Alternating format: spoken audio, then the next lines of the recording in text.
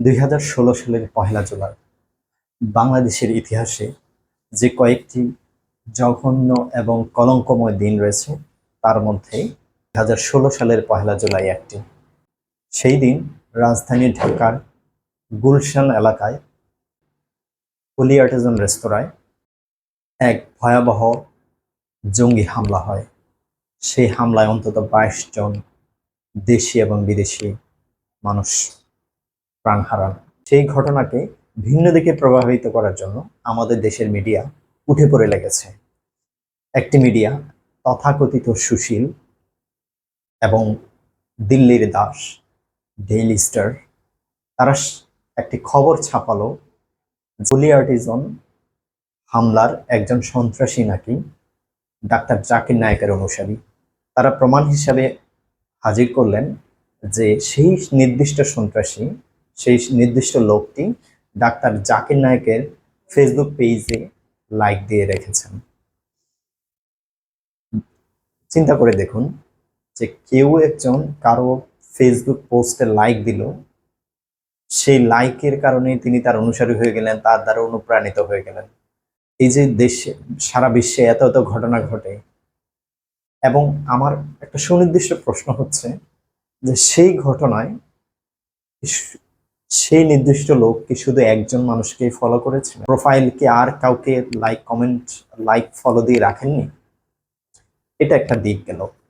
সেই ঘটনাকে দিল্লি ক্যাশ করে ডাক্তার জাকির নায়েকের সম্পত্তি বাজেয়াপ্ত করলো, এক পর্যায়ে তাকে দেশ থেকে বিতাড়িত করলো, এবং তার যে প্রতিষ্ঠানগুলো রয়েছে IRF এবং ইন্টারন্যাশনাল ইসলামিক স্কুল সহ সবগুলো প্রতিষ্ঠানকে তারা অবৈধভাবে অন্যায্যভাবে দখলে নিয়ে বন্ধ করে দিল।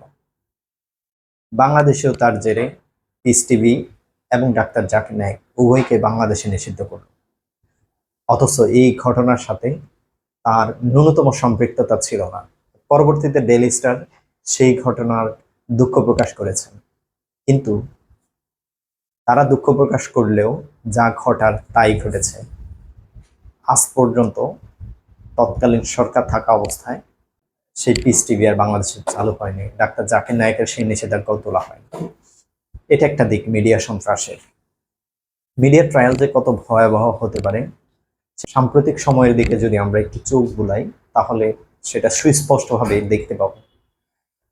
জনাব সার্জিস আলম এবং জনাব হাসনাত আবদুল্লাহকে নিয়ে যে নোংরা খেলায় মেতে উঠেছে বসুন্ধরা গ্রুপের যে মিডিয়া হাউসগুলো, সেটা নিন্দার ভাষা কারোই নেই।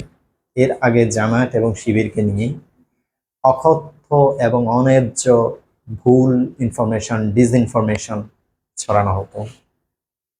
পুলিশ জামায়াত শিবিরের প্রোগ্রামকে, মিছিলকে, যে কোনো প্রোটেস্টকে টিয়ার শেল, গুলি ইত্যাদির মাধ্যমে ছত্রভঙ্গ করে দিত, আর পত্রিকাগুলো শিরোনাম করত যে পুলিশের উপর শিবিরের হামলা। এই ধরনের ডিসইনফরমেশন এইসব সাংবাদিক নামের হলুদরা আমাদের সমাজে ছড়িয়েছেন। এখন তো সোশ্যাল মিডিয়ার যুগ, এখন মুহূর্তেই ফ্যাক্ট চেক করা কোনো একটি ঘটনাই নয়। সেই জন্য আমরা হয়তো অনেক খবর জানি এবং পরবর্তীতে তারা দুঃখ প্রকাশ করতে বাধ্য হয়, কিন্তু যে ক্যারেক্টার অ্যাসোসিয়েশন হয়ে যায় সেটা আর কখনোই ফেরত আসে না। তাদের